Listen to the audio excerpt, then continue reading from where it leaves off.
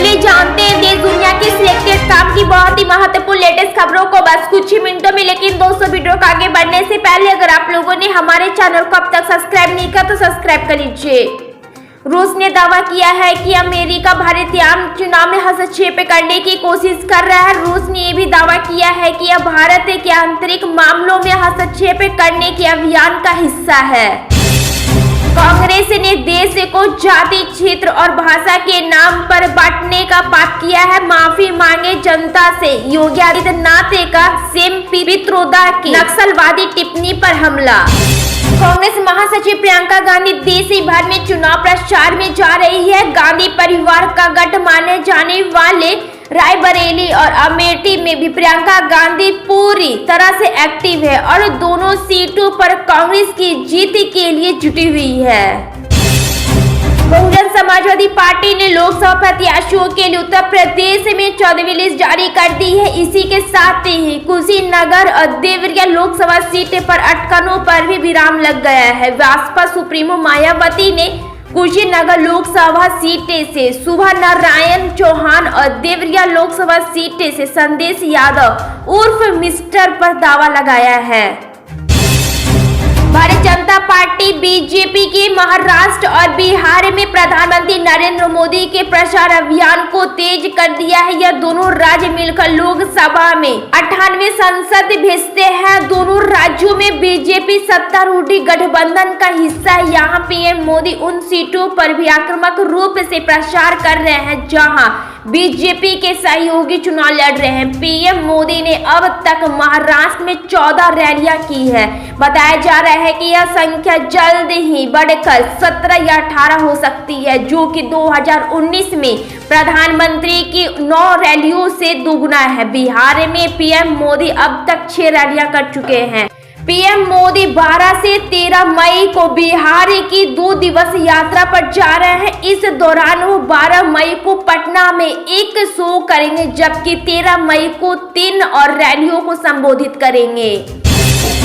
प्रधानमंत्री आर्थिक सलाहकार परिषद की ओर से एक रिपोर्ट जारी की गई, जिसमें खुलासा किया गया कि भारत में साल 1950 से 2015 के बीच मुस्लिम आबादी की संख्या 43.15% बढ़ी है। इसी दौरान हिंदुओं की हिस्सेदारी में 7.81% कम हो गई है।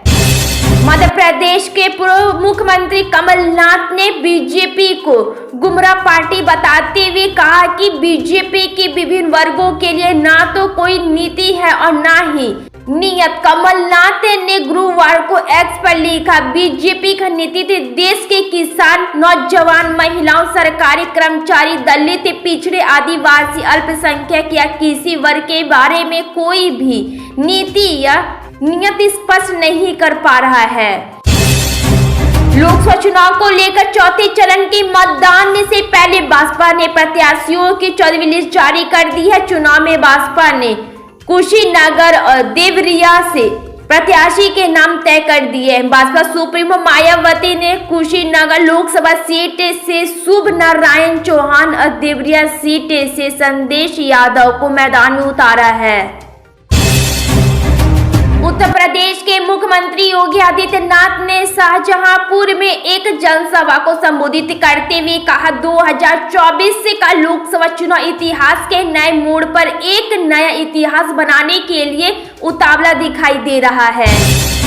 हरियाणा की वे लोकसभा सीट जहां भाजपा का पहली बार 2019 में खाता खुला था। इससे पहले भाजपा को एक भी बार जीत का नसीब नहीं हुई थी। 2019 के मुकाबले में भाजपा ने यहां से बड़ी जीत हासिल की थी और उस वक्त के सांसद दुष्यंत चौटाला को 3 लाख से अधिक वोटों से मत दी थी।